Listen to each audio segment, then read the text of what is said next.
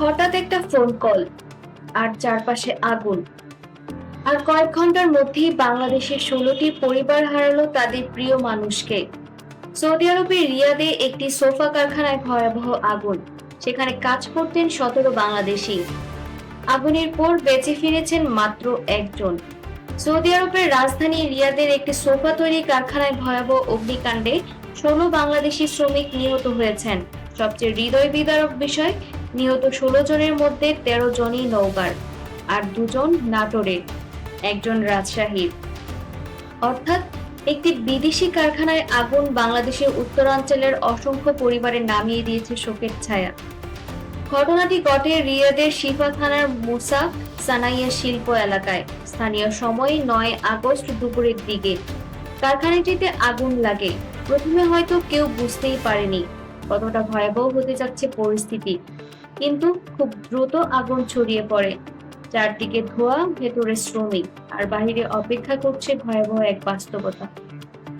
Saudi fire service ঘটনাস্থলে পৌঁছে আগুন নিয়ন্ত্রণে আনার চেষ্টা করে। কয়েক ঘন্টার চেষ্টার পর আগুন নিয়ন্ত্রণে আসে, কিন্তু ততক্ষণে অনেক দেরি হয়ে গেছে। উদ্ধারকারীরা যখন ভেতরে প্রবেশ করেন তখন পাওয়া যায় বাংলাদেশি শ্রমিকদের মরদেহ।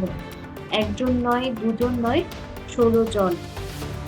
কিন্তু এই ঘটনার মধ্যে একটি অবিশ্বাস্য তথ্যও আছে। কারখানাটিতে ছিলেন 17 জন বাংলাদেশি শ্রমিক। তাদের মধ্যে একজন প্রাণে বেঁচে গেছেন। তার নাম হাবিবুর রহমান। অগ্নিকাণ্ডের সময় তিনি কারখানার বাইরে ছিলেন। মাত্র কয়েক মিনিটের একটি ব্যবধান, একদিকে জীবন, অন্যদিকে মৃত্যু। আর এই একটি ঘটনাই দেখিয়ে দেয় সেদিন কারখানার ভেতরে পরিস্থিতি কতটা ভয়াবহ ছিল। তবে আগুনের সূত্রপাত ঠিক কিভাবে, কি কারণে এত দ্রুত ছড়িয়ে পড়লো এবং নিরাপত্তা ব্যবস্থার কোনো ঘাটতি ছিল কিনা, এসব প্রশ্নের উত্তর তদন্তের মাধ্যমে পরিষ্কার হবে। তাই এখনই কোনো অনুমানকে চূড়ান্ত সত্য হিসেবে দেখার সুযোগ নেই। কিন্তু পরিসংখ্যানের আড়ালে আসল গল্পটা আরো নির্মম। 16 জন মানুষ, 16টি পরিবার। কেউ হয়তো বাবার জন্য বিদেশে গিয়েছিলেন, কেউ সন্তানের ভবিষ্যতের জন্য, কেউ হয়তো ঋণ শোধ করতে, আর কেউ হয়তো স্বপ্ন দেখেছিলেন আর কিছুদিন পর দেশে ফিরবেন। কিন্তু রিয়াদের সেই কারখানা তাদের সেই স্বপ্নের শেষ ঠিকানা হয়ে গেল। নিহতদের মধ্যে 17 জনের বাড়ি নওগাঁর আত্রাইয়ের। একটি উপজেলা থেকেই একসঙ্গে এতগুলো প্রাণহানি। এটি শুধু একটি দুর্ঘটনার সংখ্যা নয়, এটি একটি এলাকার সামাজিক বিপর্যয়।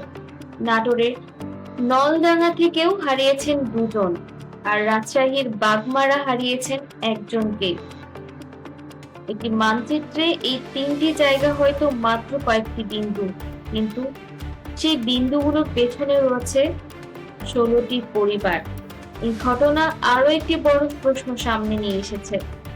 বিদেশে কর্মরত বাংলাদেশি শ্রমিকদের নিরাপত্তা কতটা নিশ্চিত? সৌদি আরব বাংলাদেশের সবচেয়ে বড় শ্রম বাজারগুলোর একটি। হাজার হাজার বাংলাদেশি পরিবার ভবিষ্যৎ গড়ে ওঠে সৌদিতে কর্মরত স্বজনদের আয়ে। তাই একজন প্রবাসী শ্রমিকের মৃত্যু শুধু একটি ব্যক্তিগত ট্র্যাজেডি নয়, তার সঙ্গে থেমে যেতে পারে একটি পরিবারের আয়, সন্তানের পড়াশোনা, বৃদ্ধ বাবা মায়ের চিকিৎসা, পরিবারের ভবিষ্যতের পরিকল্পনা। আর তাই রিয়াদের এই আগুন বাংলাদেশের জন্যও একটি সতর্ক বার্তা। সবচেয়ে বড় প্রশ্ন এখন, আগুন লাগলো কিভাবে? কেন এত দ্রুত পরিস্থিতি প্রাণঘাতী হয়ে উঠল? কারখানার পর্যাপ্ত অগ্নি নিরাপত্তা ব্যবস্থা ছিল কি? জরুরি অবস্থায় শ্রমিকদের বের হওয়ার পথ কতটা নিরাপদ ছিল? এসব প্রশ্নের উত্তর তদন্ত শেষ না হওয়া পর্যন্ত নিশ্চিতভাবে বলা যাবে না। কিন্তু 16টি প্রাণের পর এই প্রশ্নগুলো আর এড়িয়ে যাওয়ার সুযোগ নেই। রিয়াদের সেই আগুন এখন নিভে গেছে, কারখানার আগুন থেমে গেছে, কিন্তু বাংলাদেশের 16টি পরিবারের কান্না কবে থামবে? যে মানুষগুলো হাজার হাজার কিলোমিটার দূরে গিয়েছিলেন পরিবারের মুখে হাসি ফোটাতে, তাদের 16 জন আর কোনোদিনই ফিরবে না। আর একজন ফিরেছেন, কিন্তু সঙ্গী করে নিয়ে ফিরেছেন 16 সহকর্মীকে হারানোর এক ভয়াবহ স্মৃতি।